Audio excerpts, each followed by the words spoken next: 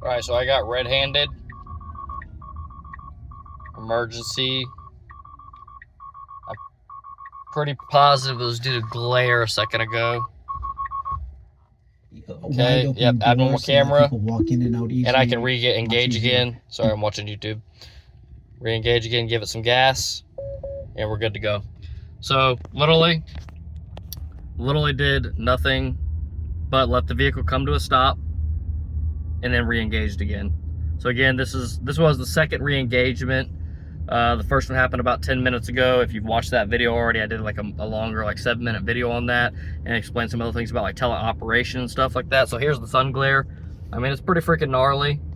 And so like when it popped through the trees, that's probably what caused it to do that. And also too, if you don't know anything about cameras, and also like the tools that you use inside of camera softwares. By the way, I'm a vision expert. I've done vision applications for the entirety of my career. I started with a company that did vision in the manufacturing space, right? And they had one of the best vision systems before Keyence and Cognex, which again, if you're not in the manufacturing space, you won't know any of those things. But one thing that'll happen whenever you go from light to dark, your camera settings are set to basically be in a dark condition settings or in a light condition settings, and based on that, your camera and or your filters, right? Even if the camera itself is just taking direct raw data, you're still running tools in the background to then analyze that data. It's a nice little turn here. Analyze that data and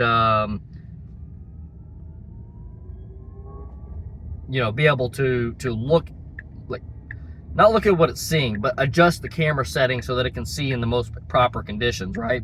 So again, same way a human, I'm trying to break this down in an easy way to explain this. Same way as a human, if it's really bright and that sun glare is coming in my eyes, I'm gonna squint my eyes, right?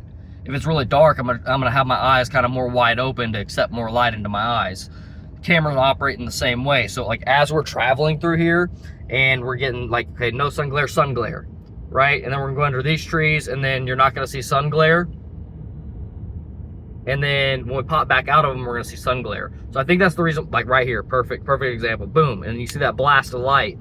That instance of blast of light is enough to be so immediate that the camera doesn't have enough time to adjust its settings, right? Because the vision is probably only allowing milliseconds before it flags you need to take over, right?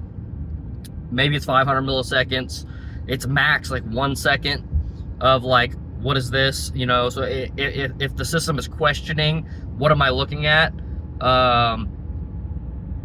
It's only gonna like take like 1 second, 50 milliseconds, 100 milliseconds, you know, 500 milliseconds. I don't know exactly what, you know, Tesla's threshold is, and I'm sure as FSD gets better, they're kind of opening that up just slightly. But again, it can only be to like a second, because if ever it gets too large, you'll start having crash conditions. Again, unless they have like some other simulation data that every crash happens, it's like a 3 to 5 second time period before having a collision, right? At that point, you could say, okay, well, we get a lot for, you know, 1, 2 seconds, 3 seconds of delay in our inspection of everything, because 99.99% of crashes happen with a 5-second calculation, right? And what does that mean? I don't want to get too deep into that because it's kind of another topic, but whenever somebody gets into a crash, the crash is instantaneous. However, the moments leading up to that crash are not instantaneous. That person that you, like, let's say for you T-boned somebody, right? That person that you T-boned, we got a stop sign here. Is it gonna stop? I don't think it's gonna stop. Is it gonna stop? It is gonna stop. Exactly, I didn't want to stop. It's okay, like boom, somebody's coming across right here, right? You have somebody coming down this way. So if, let's say, I was to pull out right now and T-bone this person driving down the road, you can barely see him, right? Even though the crash happened instantaneously, I was able to observe that car 15 seconds ago, 30 seconds ago, right? And so that observation didn't happen in an instance. So that gave the vehicle the ability to not only like calculate but predict, right? If I see that car coming, and I can do a calculation on its speed, which you should be able to do. I don't know if they're doing that yet with FSD, but that's one thing I foresee in the future, that they're gonna be able to say, okay, that vehicle went from there to there. This is the predicted speed of travel. This is the predicted distance away they are. And then almost in the background, they're running a simulation that's gonna basically predict what that car is gonna do.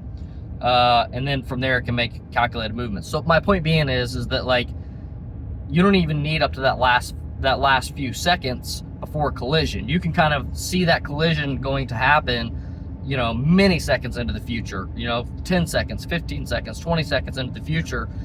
Most collisions happen because somebody's just not paying attention, or they looked left and then they started going forward before they started looking right, and then boom, they get hit in the side or something. So again, different thing, but I just wanted to kind of point that out and how it relates to like this sun glare. And again, we're still just battling the sun glare here. And how this sun glare has an impact, especially again, here we are going through the trees, right? It's kind of like going away and then coming back. So that instantaneousness of it kicks it out of FSD basically, and then is almost instantaneously ready to go back into FSD. It's just a matter of the cameras need to, you know, change their settings from a dark setting to a light setting. In the easiest ways of explaining that, you know, really it goes deeper into like exposure and aperture and things like that. But whole nother, what's a deep, not another topic, but it goes really deep pretty quick, especially if you don't know anything about cameras. If you know anything about cameras, then you probably already know quite a bit about how cameras work with lighting and stuff like that. But yeah, hopefully this was educational for you guys. Hopefully it was enlightening. And if you'd like to see more content like this, make sure you hit the subscribe button. We'll have a bunch of other Tesla content as well as other business content, entrepreneurship. Been doing so with 6 kids. Catch you on the next one.